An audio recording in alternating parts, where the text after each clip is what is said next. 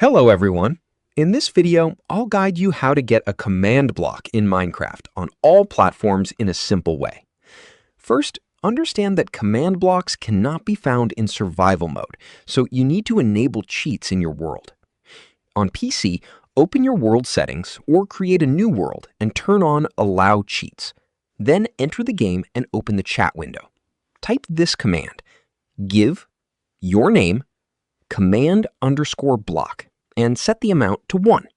Press enter and the command block will appear in your inventory.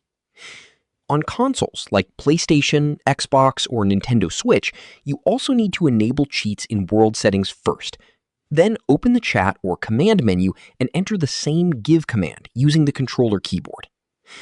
On mobile, open your world settings, enable cheats, and use the chat box to type the command.